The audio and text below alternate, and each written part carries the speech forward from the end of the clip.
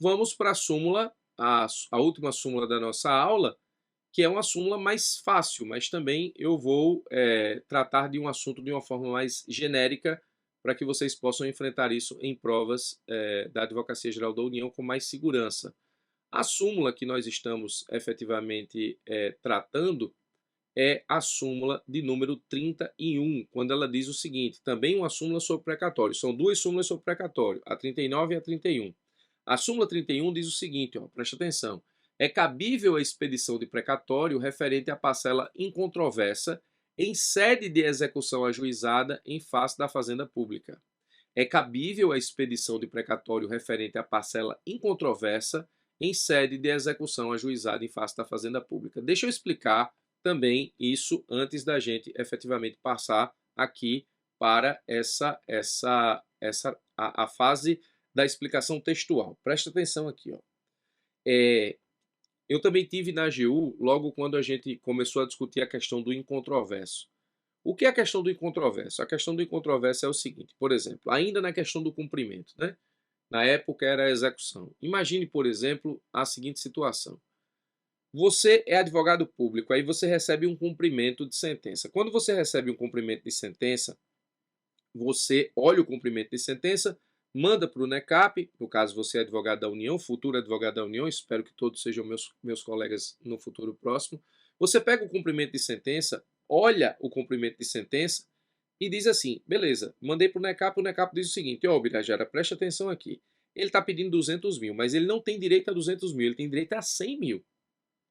Então, você faz o que como advogado público? Você vai apresentar uma impugnação dizendo o seguinte, juiz, ele não tem direito a 200 mil. O cálculo dele foi 200 mil e ele está calculando assim, assim, assim, assado. Mas essa parte do cálculo dele está errada. A gente entende que ele tem direito a 100 mil, ele não tem direito a 200 mil. A parte que eu disse que ele tem direito, a parte que ele disse que quer e a parte que eu disse que ele tem direito, chama-se parcela incontroversa. Ele está pedindo 200. Eu estou dizendo que ele tem direito a 100. Então, 100 é incontroverso. E os outros 100 a gente vai discutir. Então, quando eu estava na Advocacia Geral da União e a discussão sobre o incontroverso começou a existir, ela existiu pelo seguinte. Quando eu apresentava a petição dizendo na impugnação de cumprimento, na época, embargos à execução, quando eu apresentava os embargos à execução, hoje, impugnação ao cumprimento, dizendo que ele tem direito a 100 e não a 200, o credor, de forma muito esperta, óbvio, diz o seguinte, bom, se a União está concordando que eu tenho direito a 100, então o que é que vai acontecer? Por favor, espeça o precatório de 100, porque esse valor ela já disse que eu tenho direito, então sobre ele não existe divergência. É ponto, nesse caso, não controvertido no cumprimento. Quando ele fez esse pedido de expedição de precatório da parte incontroversa, qual foi a primeira reação da União? Não, isso não é possível. Por que não é possível? Porque a Constituição não deixa desmembrar precatório. Essa foi a nossa defesa principal. Ocorre que a jurisprudência disse, não, isso não é desmembrar precatório. Presta atenção. Se você está dizendo que ele tem direito a 100, então você já concordou com o cumprimento de 100. Você já concordou com a execução de 100. Então, essa execução de 100, ele já pode expedir, o juiz já pode expedir o precatório, porque ela, no cumprimento ou na execução, transitou em julgado. Aí veio também com aquela revolução que teve no processo do trânsito em julgado das partes, né, das decisões. Ou seja, você não precisa esperar uma sentença na execução ou uma sentença no cumprimento para que tudo transite em julgado. Existe a possibilidade de você transitar em julgado capítulos de decisões no curso do processo antes da sentença final.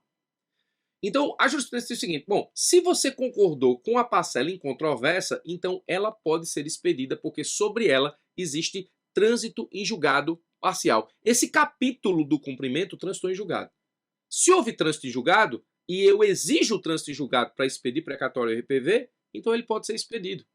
Aí teve um outro problema que a gente levou para a justiça, que foi o seguinte, olha, beleza, tudo bem. Agora veja o seguinte, ele disse, vamos para outra situação, ele disse que tem direito a 200 mil. E eu estou dizendo que ele tem direito a 10 mil. Então eu estou contestando 190 mil e estou dizendo que ele tem direito a 10 mil. 10.000 é um valor que, se for expedido, ele está abaixo do teto do RPV, mas o crédito dele total se sujeita a precatório. Então, se eu concordar com o valor que se sujeita a teto de RPV, o juiz vai expedir RPV. Se o juiz expedir RPV, o que vai acontecer? O juiz está expedindo RPV para um crédito que está sendo exigido, que exige o pagamento via precatório. Aí o Supremo disse, não tem problema também. Se você concordar com um valor que esteja abaixo do teto do RPV, mas o crédito exigido no cumprimento total se sujeita a precatório, vai pegar aquele valor, não vai expedir RPV, vai expedir precatório. Nesse ponto, a gente ganhou. Mas a gente não impediu a expedição de precatório ou de RPV da parcela em controvérsia. Então, tanto levamos na cabeça nesse tema que a súmula 31 diz: é cabível a expedição de precatório referente à parcela em controvérsia em sede de execução ajuizada em face da fazenda. Na época era execução, hoje é cumprimento de sentença. Bom, o Supremo, quando se manifestou sobre esse tema, aliás, numa das manifestações em repercussão geral que gerou o tema 28, ele disse o seguinte, ó: surge constitucional expedição de precatório ou RPV para pagamento da parcela incontroversa. Então, ó, quando você escutar incontroverso, pagamento do incontroverso, parcela incontroversa, parte incontroversa, incumprimento, é tema 28. O Supremo diz que é constitucional o pagamento da parcela incontroversa e autônoma do pronunciamento judicial transitado e julgado, observada a importância total executada para efeitos de dimensionamento como obrigação de pequeno valor. O tema 28, ele resume todo o problema. O Supremo entende o pagamento do incontroverso correto e o Supremo diz: o incontroverso, ele vai se sujeitar ao regime de pagamento que depende do valor do cumprimento total. Se o cumprimento total for RPV, o incontroverso vai ser RPV, porque vai ser menor do que o total. Se o pagamento total for precatório, ainda que o incontroverso, em tese, se submeta ao teto do RPV, eu vou ter que expedir precatório. Então, o valor total do cumprimento é que vai delimitar qual é a regra de expedição do incontroverso, se precatório ou se RPV. Então, esse tema 28, ele resume de uma forma muito, digamos, completa toda a celeuma. Então, não se trata de desmembramento de precatório, que foi a tese que nós apresentamos para impedir a expedição do precatório da parte incontroversa. Isso nós já entendemos, tanto que o advogado-geral da União expediu a súmula, ou editou a súmula 31. Agora, eu trago para os senhores aqui uma das últimas decisões do Supremo, na ADI 5534, que é tema clássico da Fazenda, portanto precatório, sobre essa questão do incontroverso. Nesse tema, que eu já expliquei em outro momento, tanto em aula quanto em YouTube, eu falo sobre o prazo para pagar RPV e o regime aplicável ao incontroverso, tá? Então, aqui eu coloco, vamos entender a questão, como a questão se apresenta na Constituição e no CPC. A Constituição, ela estabelece aqui exatamente o sistema constitucional de precatórios para o pagamento das dívidas da Fazenda no que diz respeito ao trânsito em julgado, né? Ela diz que o parágrafo 3º não se aplica aos pagamentos definidos em lei como de pequeno valor, então existe um regime específico para as requisições de pequeno valor, e o regime específico é justamente aqueles que eu falei para vocês na súmula 39. No precatório, o valor orçamentário para pagamento desses valores não estão à disposição do poder público, esse dinheiro ainda não existe, o orçamento tem que rodar para que esse dinheiro seja criado para pagar, enquanto que as requisições de pequeno valor, elas têm, nesse caso, orçamento já previsto para pagamento. Aí diz aqui o parágrafo 4º.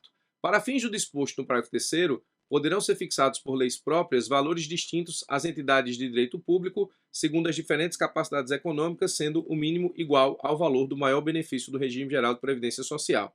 Como o regime de pequeno valor é um regime que depende de cada ente federado, o parágrafo 4º do artigo 100 da Constituição Federal estabelece que esses entes, por lei, vão definir exatamente quais são os valores que eles entendem enquadrados em RPV.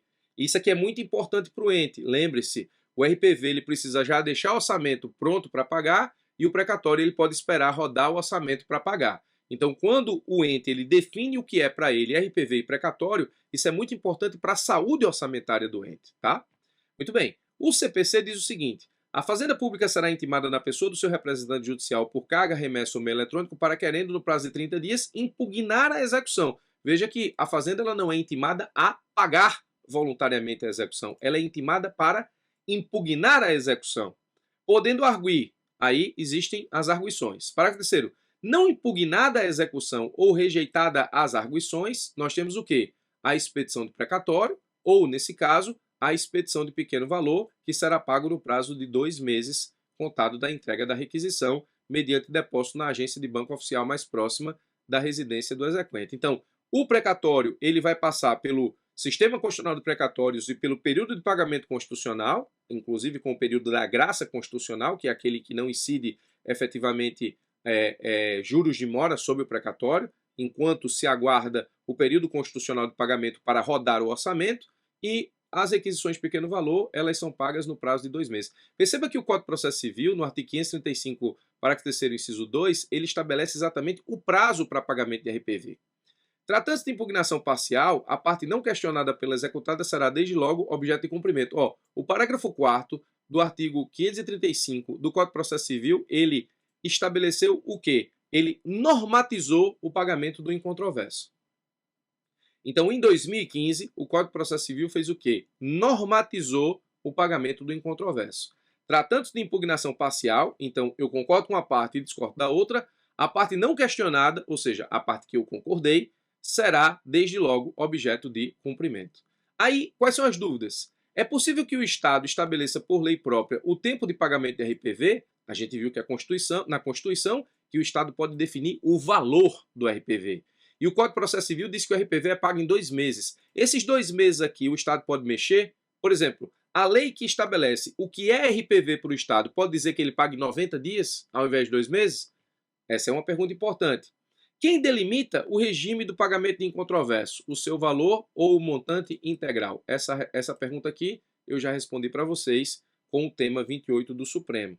E essa pergunta aqui, o Supremo também responde, Os Estados e o DF devem observar o prazo de 2 meses previsto no artigo 535, parágrafo 3º do CPC para pagamento de obrigações de pequeno valor. Então, o Supremo entendeu o seguinte, que o parágrafo 4º do artigo 100 da Constituição Federal, quando permite com que os Estados definam o valor de RPV, essa permissão constitucional não atinge, nesse caso, o tempo para pagamento do precatório, que é definido pelo Código de Processo Civil no artigo do parágrafo 3º do artigo 535, inciso 2. Então, os estados e municípios, eles podem definir exatamente qual é o valor de pequeno valor, mas eles não podem mexer no tempo de pagamento do RPV.